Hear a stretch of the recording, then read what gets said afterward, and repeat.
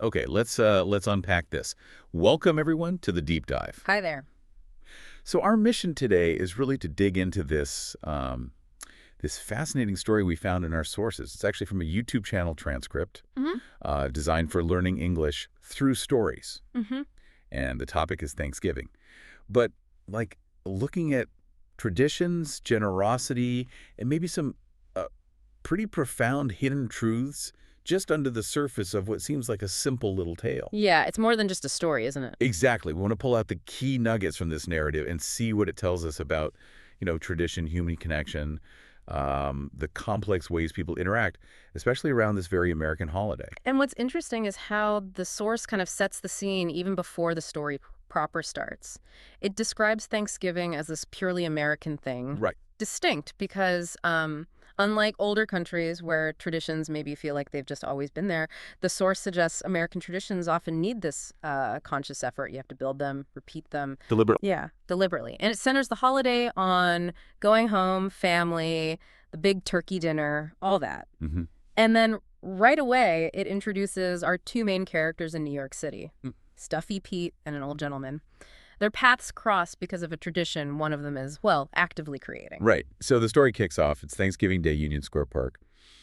And we find Stuffy Pete sitting on this, very specific park bench. Yeah, the third from the right, entering from the east. Very precise. Incredibly precise. And the source makes it clear this isn't just random. He's been doing this, sitting right there at 1 p.m. sharp every Thanksgiving for 9 years. 9 years, wow. And usually the source says wonderful things happen to him there. The implication being, someone gives him a meal. Okay, standard expectation, maybe. But this year, immediate twist. Yeah. It completely flips his personal tradition on its head. Stuffy Pete is not hungry. Not even a little bit. Okay, so why not? What's happened? Well, the source gives this almost comically detailed reason. He's just come from this huge, completely unexpected dinner. Oh. Yeah. This first meal was at a big house near Fifth Avenue, home of two old ladies from an old family who were apparently big on traditions themselves. Ah, so they have their own tradition. Exactly. And theirs was incredibly specific and quite generous. Every Thanksgiving, right at noon, they send a servant out. Okay. And the servant brings in the first hungry-looking person who walks by. And they feed that person until they absolutely cannot eat another bite. Wow, that's quite a tradition. Isn't it? And Stuffy Pete just happened to be walking past at noon. So he gets gathered in, as the source puts it, and he fulfills their tradition for the year. So he's already eaten, like really eaten. Oh, you have no idea. The description is intense. He's extremely full, uncomfortable. His breath is short. His body feels too big for his clothes, which are torn. Oh, dear. He's overheated, even though it's cold and snowy out. He feels, and this is a quote, like he ate all the turkey and all the other food in the whole world. Goodness, you can almost feel it. Right. The image is just him sitting there, completely stuffed, looking out with zero interest, feeling like the world can offer him nothing more.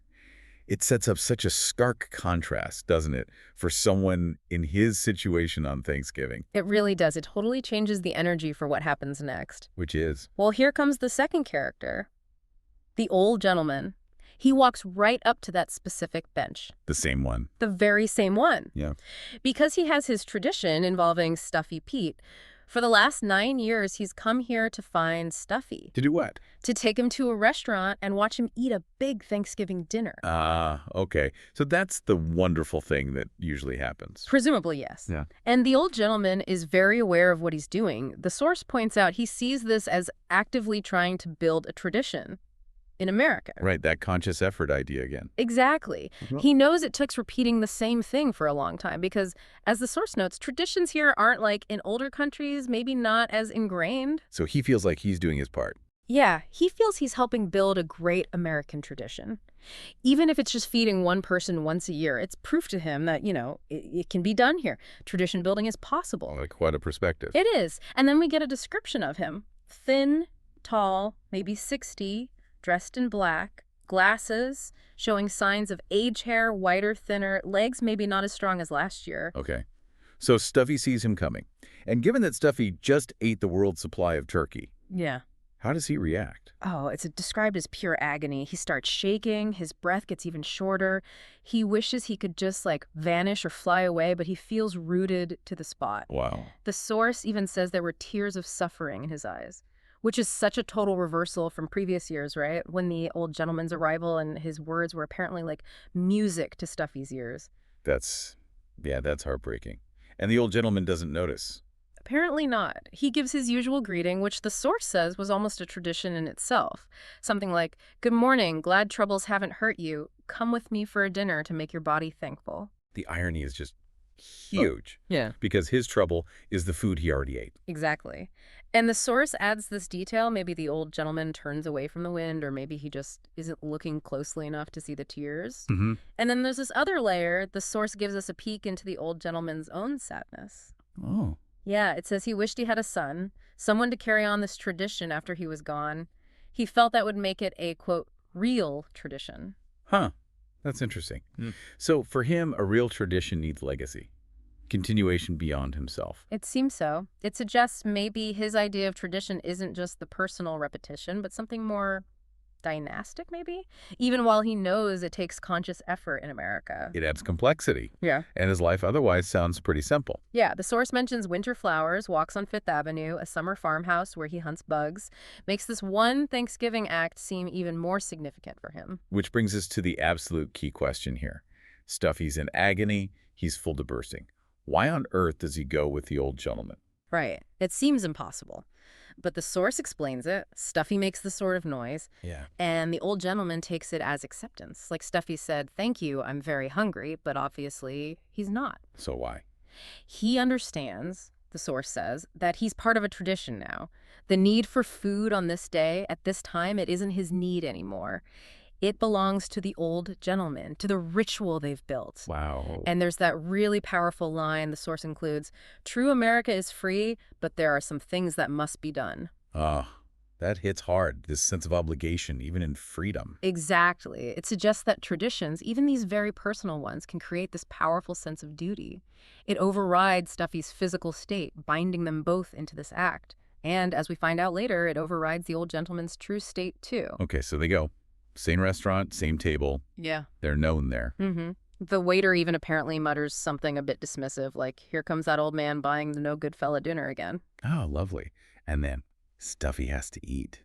Yeah. Again. And the source uses this incredibly dramatic language. It says he battles the food like no great and famous soldier ever battled against an enemy. He's literally fighting his own body. He is. And his motivation, why does he do it? The source says he eats to keep that look of happiness on the old gentleman's face. So his act of receiving is actually an act of giving. He's preserving the old man's joy, his tradition. Precisely. It's incredibly layered. He's suffering to maintain the other person's perceived role as benefactor within their shared ritual. How long does this torture last? Surprisingly quickly, apparently. About an hour, the source says, despite how full he was to begin with. He manages it, then what? He thanks the old gentleman, gets up, very heavily, you imagine. A waiter points him to the right door, Right. and the old gentleman pays. The source notes he carefully counts out $1.30 and leaves a small tip, 15 cents. $1.30 and a 15-cent tip. That detail feels important somehow. Maybe he suggests things aren't flush for him either. It certainly hints at that, adding another layer, doesn't it? Then they have their usual goodbye at the door, and they part ways. Old gentleman goes south, Stuffy heads north. Okay. Seems like the end of another painful but completed tradition for the year. Brr. I feel like there's more coming. Oh, there is. This is where the story delivers the real punch. Right. Get this. Stuffy Pete walks around the corner, stands there for a minute, and then just collapses. Oh, wow. Yeah. He's found, taken to a hospital. Doctors are trying to figure out what on earth is wrong with him.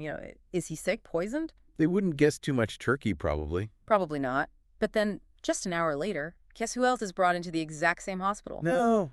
The old Yes. gentleman. The old gentleman. And the doctors are trying to figure out his problem, too. Okay. So, what is wrong with him? This is the twist, isn't it? This is the twist. One doctor reveals it to another. The old gentleman. He's almost dead for the need of food. What? Yeah. Described as a very proud old man who finally admitted he hadn't eaten anything for 3 days. 3 days? Oh my God. That That changes everything. Completely reframes the entire story, doesn't it? You see that contrast between the two traditions we started with. Yeah, the old lady's giving out of abundance. Right, straightforward charity, wealth to apparent need.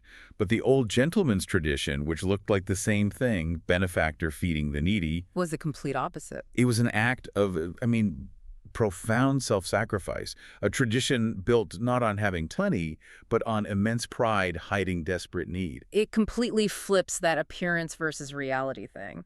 Stuffy looks hungry, but is suffering from fullness. The old gentleman looks like the kind giver.